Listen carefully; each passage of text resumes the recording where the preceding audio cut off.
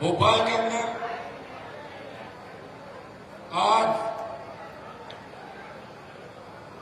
जाट महाकुंभ का जो ऐतिहासिक आयोजन किया और 1 लाख से ज्यादा संख्या के अंदर पहुंच के मध्य प्रदेश के जवानों ने जाट समाज के बुजुर्गों, माताओं, बहनों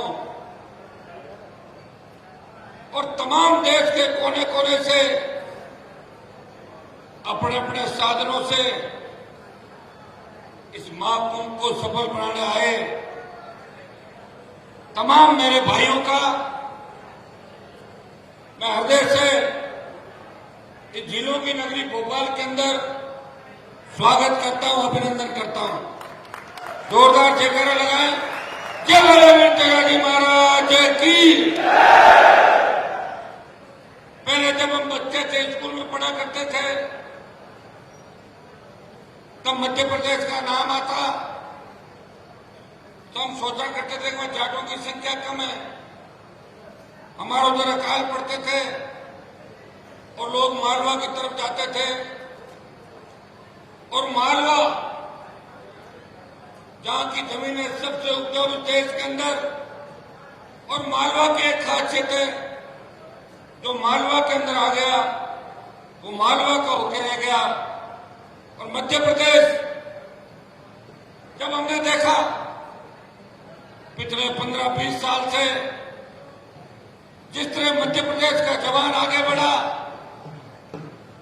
जिस तरह हमारे समाज के नौजवानों ने, हमारे समाज की बेटियों ने, चाहे शिक्षा का क्षेत्र हो, चाहे बॉर्डर पर शहादत देने की बारी हो, चाहे अन्न उत्पादन की बारी हो, और चाहे किसान आंदोलन के अंदर अगर मंदसौर में नेतृत्व करके देश में कर्ज माफी के आंदोलन की हवा अगर किसी ने बढ़ाई, तो राजस्थान की हुंकार रैलियों के बाद मध्य प्रदेश के किसानों ने हमेशा किसान के लिए और समाज के लिए, हमारे समाज के लोगों ने बलिदान दिया, वो इस इतिहास से भुलाया नहीं जा सकता। मंच में उपस्थित मेरे भाई, और यहां पे हमेशा हम तो एक नाम सुनते हैं, कमल पटेल जी। पहले विक्रम वर्मा जी का भी नाम सुनते थे, पहले मैं भी क्या कि इस पार्टी में कमल जी है, गलती से मैं भी कई समय उस पार्टी के अंदर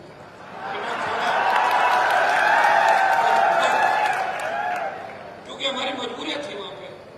पिताजी ने बीजेपी ज्वाइन कर ली और मुझे कसम दिला दी कि बेटा कांग्रेस में कभी मत जाना। मैं पिताजी की आज्ञा का पालन करता रहा।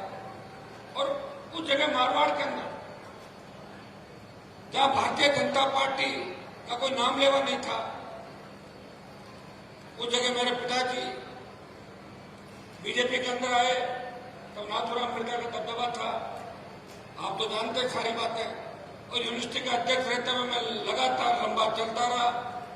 मेरा संघर्ष आपने देखा। लेकिन भाइयों, मुझे इस बात की खुशी है कि देश के अंदर सबसे बड़ी 22% पॉपुलेशन राजस्थान के अंदर जाट समाज की है। वहां क्षेत्रीय पार्टी बना के राजस्थान के जवानों को अगर दिशा देने का किसी ने काम किया तो नागौर के सांसद ने धौलपुर से बाड़मेर और डूंगरपुर से लेकर गंगानगर तक किसान के बेटों को एकत्रित किया। जब आपको मेरी आवश्यकता पड़ी, यदुवीर जी अभी कहना भूल गए थे कि जब देश के अंदर मैं बीजेपी से गठबंधन के बाद एमपी बना था, और गठबंधन जब होता है तब ताकत होती है किसी के पास। मेरे पास ताकत थी, बीजेपी ने गठबंधन किया और बीजेपी के वोट मुझे मिले और 16-18 जगह भारतीय जनता पार्टी का प्रचार मैंने किया। मैं दिल्ली चला गया, हरियाणा, पंजाब से किसान आंदोलन चला, हरियाणा, उत्तर प्रदेश के अंदर हमारे मलिक साहब भी बैठे, ये सब मोर्चा संभाल रहे थे। लेकिन लोकसभा के अंदर इस कौम के लिए अगर किसी ने कुर्बानी दी देश के अंदर, वो हनुमान बेनीवाल था। इसलिए मोदी का साथ छोड़ के 70 दिन अगर सड़क पर कोई बैठा और नेशनल हाईवे NH8 को जाम किया, वो मैंने ही किया था। ये बात भी अधूरी थी। जब आप जाट समाज की बात करते हो इस बात को भी दोहराना आप हमेशा, क्योंकि आपकी बात मुझे अच्छी लगी, आपकी बात तो मुझे अच्छी लगी, लेकिन जाट महासभा का मतलब ये नहीं है कि 4-5 लोगों की महासभा हो। जाट महासभा का मतलब है कि समाज के कुछ प्रत्येक योद्धा की, चाहे वो किसी भी पार्टी में संघर्ष करे, किसी भी परिस्थिति में संघर्ष करे, और कौम पे जब संकट आए तो सबसे पहले आगे आए उस व्यक्ति का भी नाम आपको उत्तर प्रदेश से, इनको राजस्थान में राजनीति नहीं करनी। और मैं ऐसा व्यक्ति हूं कि अभी अभय सिंह भी चौटाला चले गए जो हरियाणा से थे। दो ही व्यक्तियों ने, एक तो मैंने सत्ता छोड़ी, कमल जी को पता है कि मैं दिल्ली के नंबर 1 और 2 के कितना करीब था, सिर्फ आपकी भावनाओं के लिए। मैंने कहा मेरे भाई सोशल मीडिया पर मुझे गालियां दे रहे, हनुमान तो मोदी गोदी में बैठ के जाके छोड़ो छोड़ो छोड़ो। मैंने कहा ये छोड़ा। और राजस्थान बॉर्डर पे मेरे आंदोलन को मीडिया ने कम इसलिए दिखाया, ये तो जिनको पूरी कहानी पता है। मैं गया, हाईवे जाम किया, गृह मंत्री ने मुझे फोन किया, उस समय हमारा पूरा नाता रिश्ता टूटा नहीं था, बीजेपी के अंदर था, और मैंने 10 दिन का अल्टीमेटम दिया। और जब 10 दिन का अल्टीमेटम दिया, उस अल्टीमेटम के दौरान अशोक गहलोत ने सोचा कि हनुमान आके बैठ जाएगा तो सारा पॉलिटिकल फायदा उसको हो जाएगा, तो कुछ लोगों को वहां पर बिठा दिया बॉर्डर पर। जब मैं 50,000 से 1 लाख की संख्या लेके वहां गया, तब मैंने देखा कि मेरे भाई आगे बैठे हैं। मैं समझदार रहता हूं, भाइयों के अंदर झगड़ा नहीं होने दिया। 300 मीटर दूर दूसरा तंबू लगा के बैठ गया था। तो आप इस बात को जानते हैं और भाइयों से इस राजस्थान प्रांत में, मध्य प्रदेश के अंदर तो आपकी मजबूरी है कि अगर बीजेपी और कांग्रेस में नहीं रहो तो ऐसी परिस्थितियां नहीं है कि आप एमएलए एमपी बन जाओ। मैंने पूरे मध्य प्रदेश की एक चीज को देखा। मैं धन्यवाद दूंगा कमल जी को कि किन परिस्थितियों में लड़े, और एक सीख भी दूंगा बड़े भाई है, जब अपने समाज के कार्यक्रम हो और कोई अपने विचार व्यक्त करे तो गुस्सा कम किया, क्योंकि यही वो जवान है जो अपने काम आते हैं और अपने जय जयकार करते हैं। घर में भाई भी नाराज हो जाते हैं। यदुवीर जी ने अच्छी बात कही कि हमें समाज की बात समाज के मंच में करनी चाहिए। पॉलिटिकल बात अगर हम नहीं करें तो हम कोई पागल थोड़ी जो घूम रहे, क्यों घूम रहे भाई यहाँ पे? टाइम नहीं खराब होगा। मुझे बताओ क्या मुझे मध्य प्रदेश से चुनाव लड़ना है क्या? मेरा 3 दिन का टाइम मेरे आने जाने का जाएगा, तो अगर तुम्हें संदेश ही नहीं देके जाऊंगा मैं खाली थोड़ी बैठा, फालतू क्या? मैं आया हूं मेरे भाइयों की मदद करने के लिए, हौसला अफजाई करने के लिए। लेकिन एक बात और कहकर जा रहा हूं, मैं मध्य प्रदेश के अंदर राष्ट्रीय लोकतांत्रिक पार्टी को चुनाव लड़ा के समाज में दरार पैदा नहीं करूंगा। ये गलत है। ये भी थे, उत्तर प्रदेश के चुनाव थे, मैं भी ओबीसी की तरह इनके चक्कर में चढ़ के खड़ी कर देता आदमी को, मिलता था हेलीकॉप्टर, घुमा देता जगह जगह। वोट किसके टूटते, वोट ये भी जानते किसके टूटते, लेकिन हनुमान बेनीवाल ने वो काम नहीं किया। हरियाणा के अंदर चुनाव थे, लोकसभा में गठबंधन में था, फिर भी भूपेंद्र हुड्डा उनके बेटे के खिलाफ बीजेपी के नेताओं के कहने के बावजूद भी नहीं गया प्रचार करने, और ये तमाम लोग हनुमान को और उनके परिवार को हराने वहां उन जगहों पर आए। तो सौदा बराबर का होता है, एक तरफा नहीं होता। लेकिन मैंने हमेशा बलिदान दिया।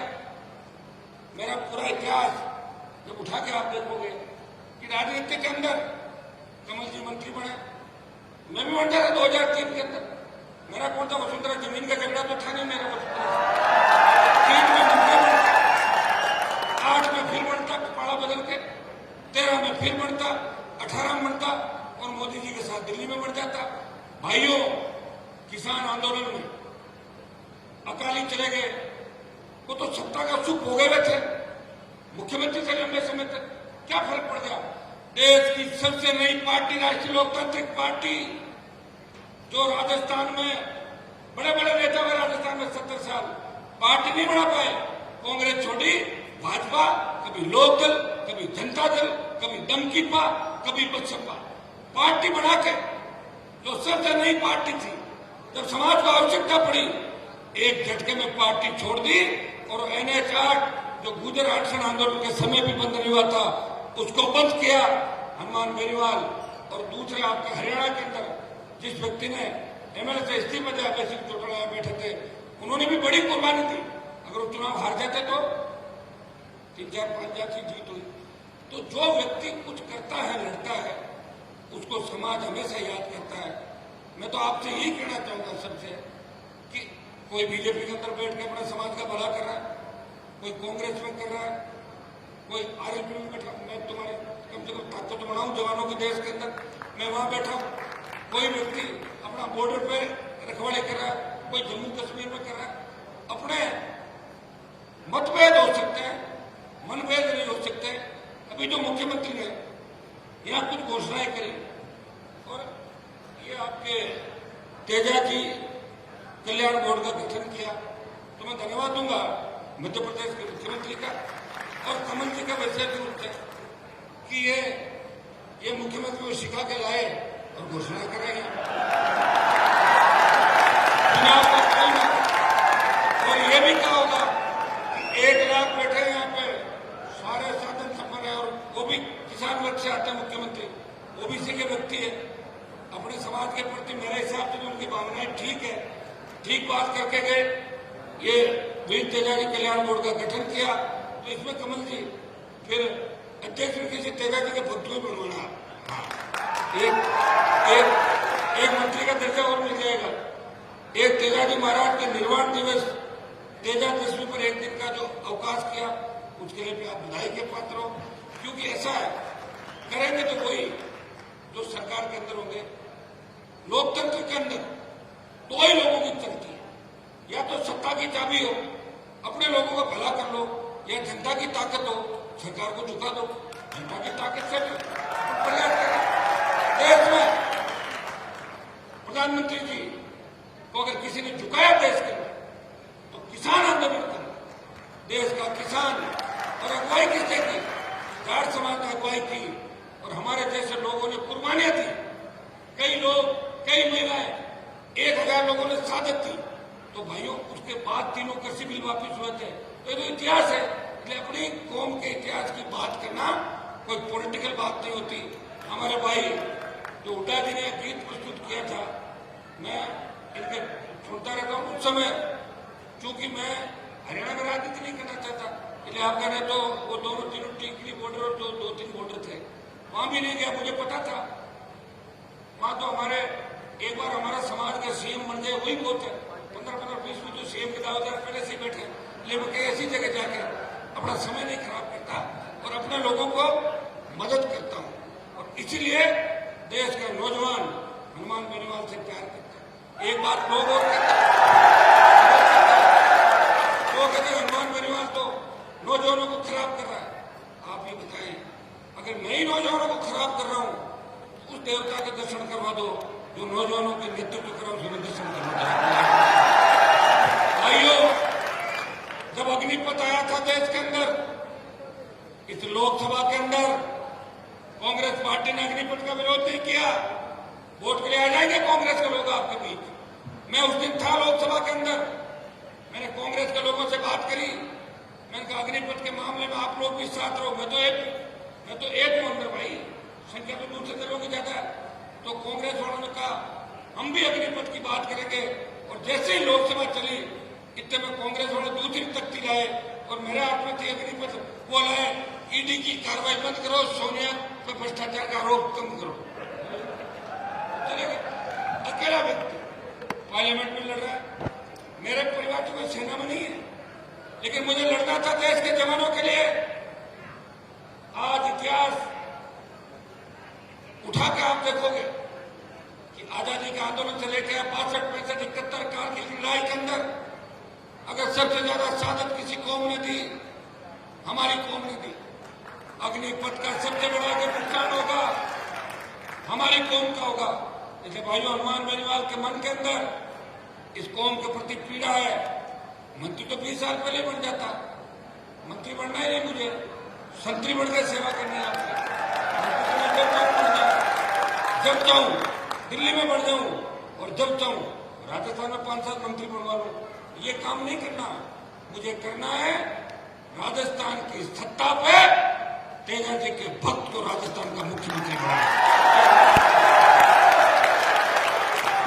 और मैं आपको यह भी विश्वास दिलाता हूं, मैं दूसरे नेताओं की तरह नहीं हूं कि हरियाणा के अंदर अगर जनाधार खो गया तो राजस्थान में आ रहे हैं, राजस्थान में आके मेरी कॉन्स्टिट्यूंसी में आ रहे हैं, कोई नकली ईंट दे रहा है, कोई दूसरे पैसे देके जा रहे हैं।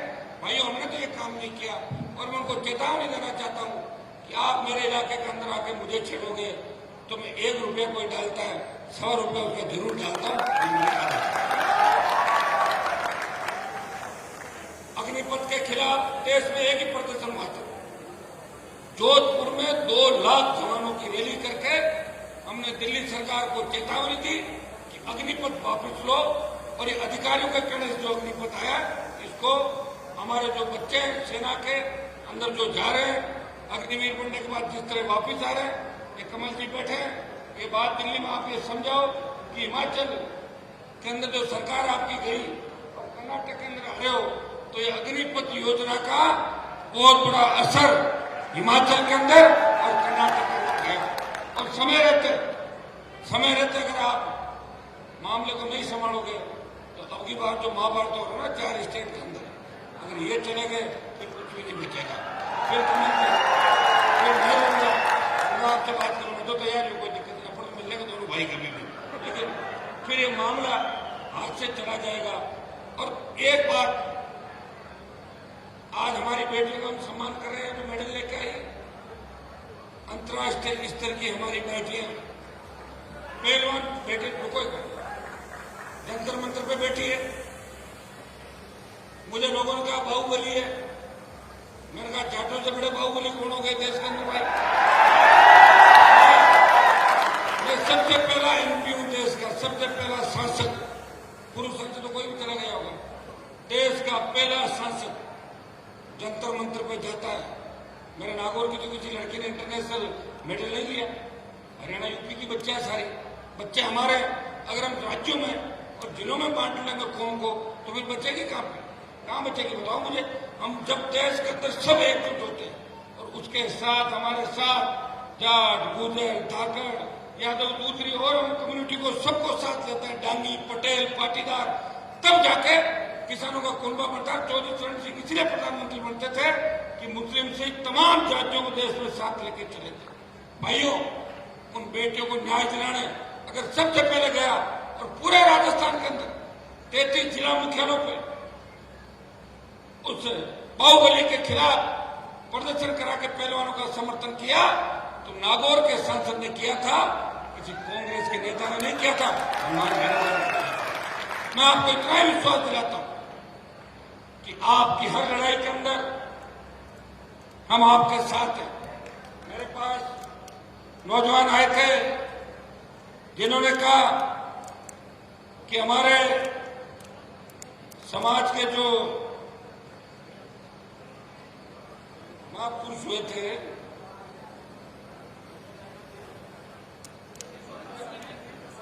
यशोधर्मन वीर, वो जाट राजा थे और उनके नीचे शायद दूसरी जाति लिख दी।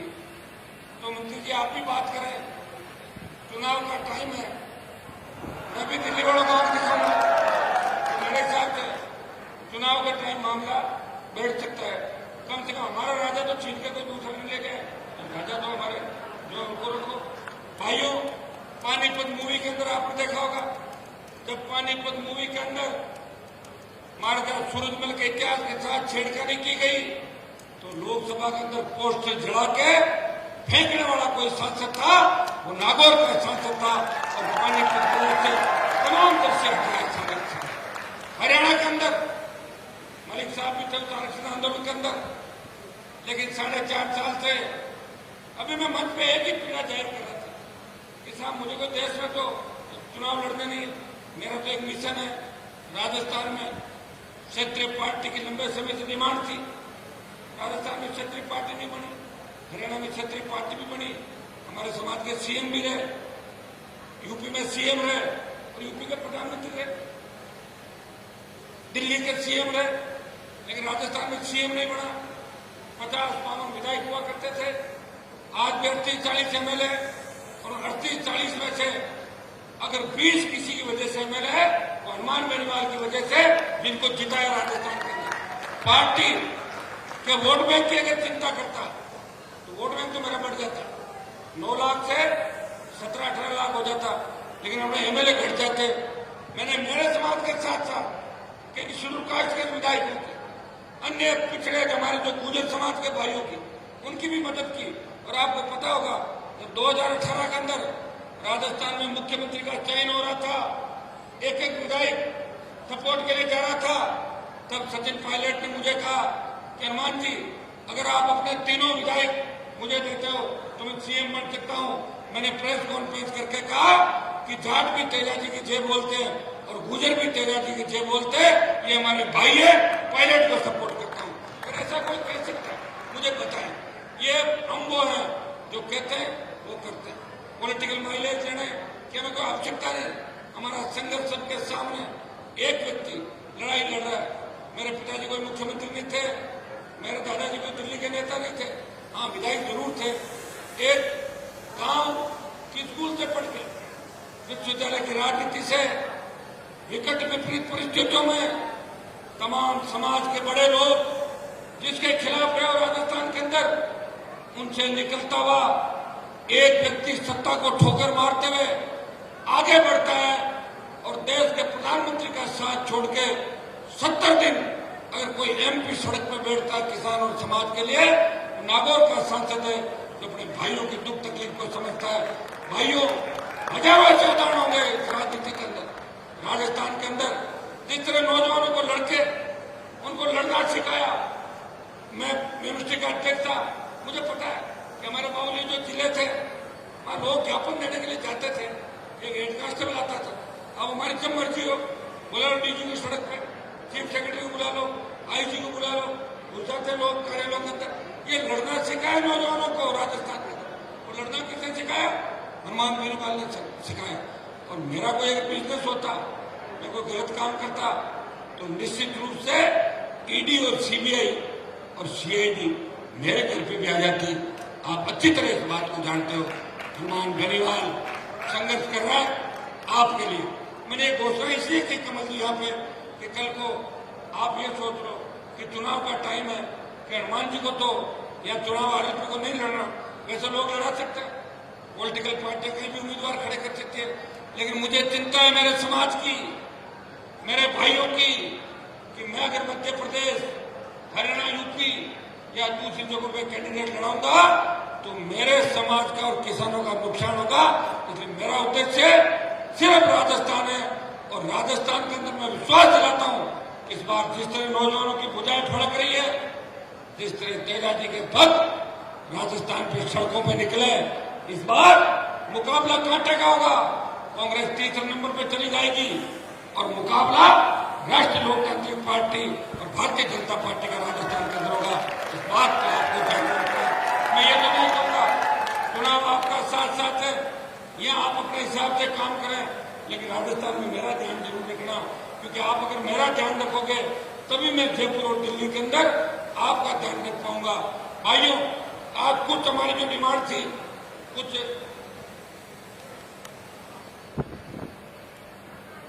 करीब मांगों पर सहमतियां बढ़ी। ओबीसी आरक्षण की बात कर आप लोकसभा के अंदर रोज मेरे भाषण सुनते हैं, जितना मुझे मौका मिलता है। आप जानते हो लोकसभा के अंदर बोलने का टाइम बहुत कम मिलता है। ये तो मेरी अलग पार्टी है, इसलिए रोज 3-5 मिनट तो ले ही लेता हूँ रोज लोकसभा के अंदर, आप देखते हैं। और 3 मिनट 5 मिनट आपके लिए, चाहे मामला कहीं का भी हो। मैं ओबीसी आरक्षण के बिलों में बोलते हुए कहता हूँ कि बढ़ाकर इसको 27% करें, और जो हमारे 9 राज्य हैं, मध्य प्रदेश, उत्तर प्रदेश, उत्तराखंड, दिल्ली, जम्मू कश्मीर, हिमाचल प्रदेश, हमारा राजस्थान का धौलपुर, भरतपुर, ये जो राज्य हैं, इनको स्टेट के अंदर तो ओबीसी का आरक्षण है, लेकिन दिल्ली में इनको आरक्षण नहीं है।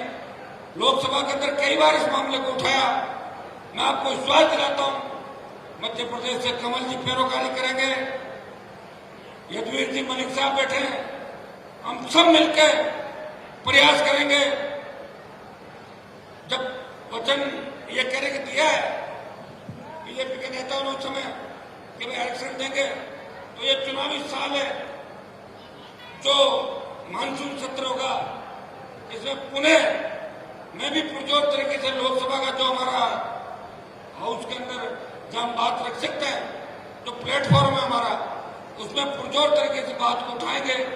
आवश्यकता पड़ी सड़कों पे उतरेंगे, आवश्यकता पड़ी दिल्ली को घेरेंगे। तमाम जो राज्य हमारे बचे हुए उन तमाम राज्यों के जाटों को दिल्ली में आरक्षण मिलना चाहिए।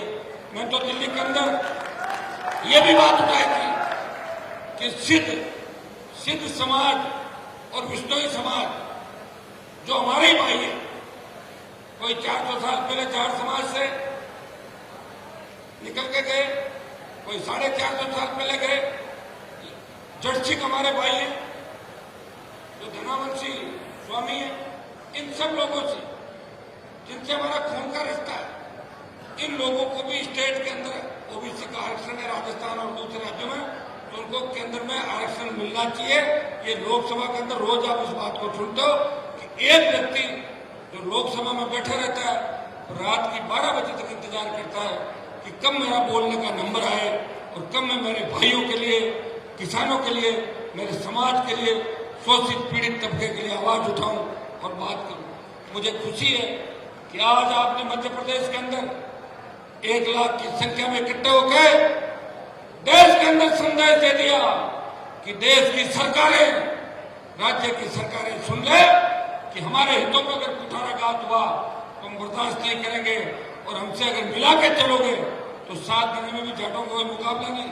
प्रधानमंत्री जी को 2 बार अगर प्रधानमंत्री बनाने में सबसे ज्यादा किसी कौम की भूमिका है तो जाट कौम की है, जिन्होंने एक तरफा उत्तरी भारत के अंदर मतदान करके मोदी को सत्ता के चक्कर में बिठाया था। लेकिन जाट अगर किसी के खिलाफ भी हो जाता है तो इंदिरा गांधी को भी उतार दिया था और कई लोगों को उतार दिया। आपने देखा होगा कि देश के अंदर 2 आंदोलन हुए बड़े। राजस्थान में गुर्जर आरक्षण आंदोलन हुआ, बेहतर गुर्जरों ने शहादत दी और उस शहादत के बाद देश में बात चली कि गुर्जरों से बड़ा आंदोलन नहीं हो सकता। लेकिन उसके बाद हरियाणा का जाट अपने आरक्षण आंदोलन की लड़ाई लड़ रहा था और भाइयों उसका लाइव टेलीकास्ट मैंने देखा टेलीविजन पे।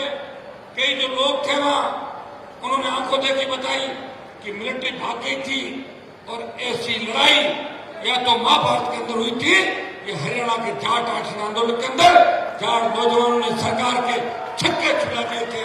हम उस कौम से आते हैं जिस कौम ने कभी झुकना नहीं सीखा, जिस कौम ने मोहम्मद गोरी गंदी से लेकर कईयों के छक्के छुड़ाए, जो कौम दिल्ली पर राज कर चुकी है, जिस कौम के विद्रोह उससे हमेशा इतिहास रचा पड़ा है, जो कौम किसी के भी अन्याय के खिलाफ अन्याय करने वाला कोई हो अगर उसके खिलाफ सबसे पहले खड़ी होती है तो यह कौम खड़ी होती है।